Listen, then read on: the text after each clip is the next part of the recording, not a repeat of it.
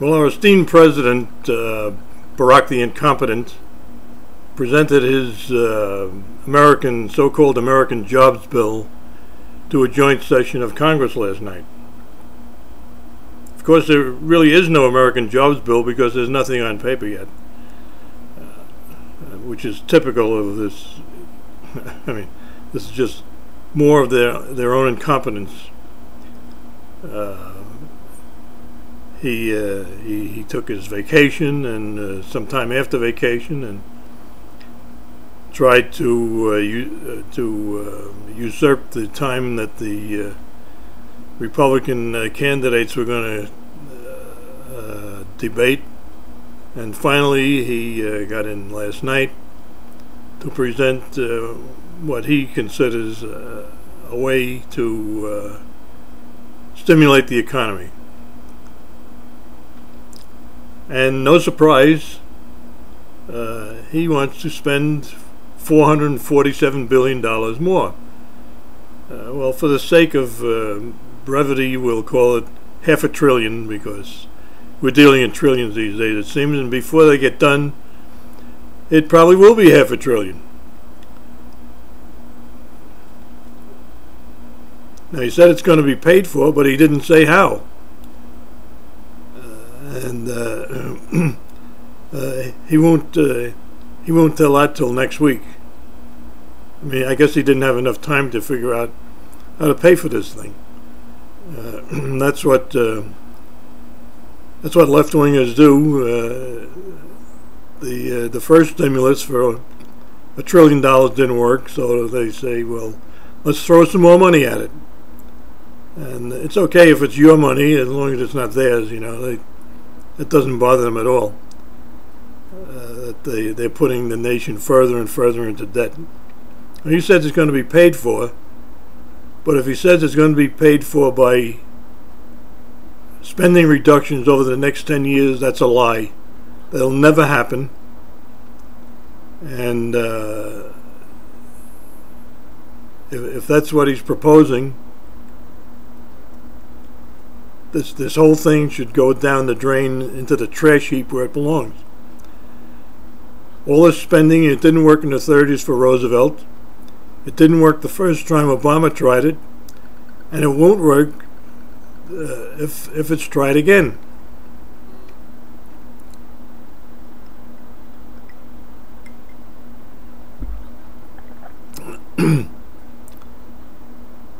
And this is serving notice on the Republicans too. If they go along with any of this program that adds more to the deficit, they're going to have to answer to the voters next year. Now, here's what I would have done if I was in his position. I would call the energy producers in, the oil companies and those mining natural gas, and tell them the restraints are off. Let's get all the energy we can, and that'll put a lot of people back to work.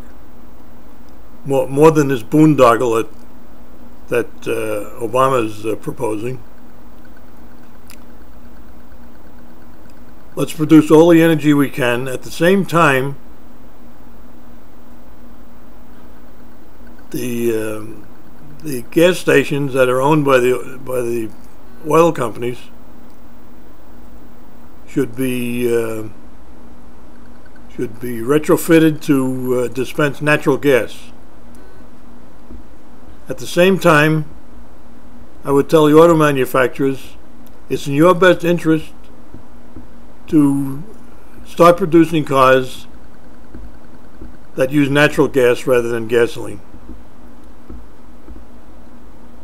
That would put more men to work. And I think that would start the ball rolling. I think it would start a domino effect all through the economy.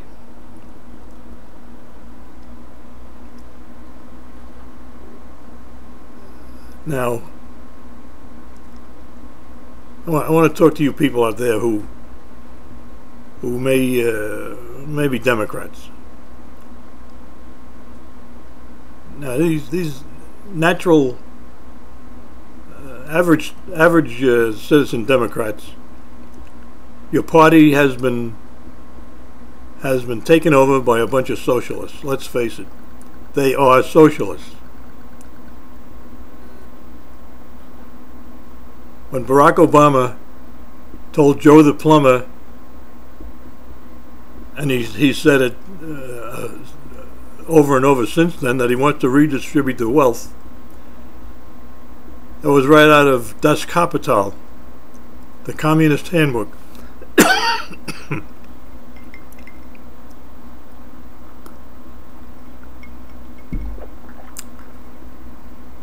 So I'm appealing to average Democrats out there, don't march to the polls next year and vote for this Democrat, because that's what you've always done. He's bad for the country. He's bad for the average citizen. He's bad for everyone. He's bad for business. He's just bad.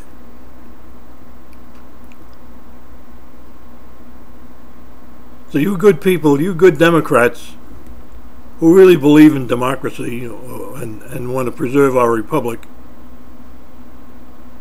you have to vote for what's good for the country, not what's good for the Democrat Party.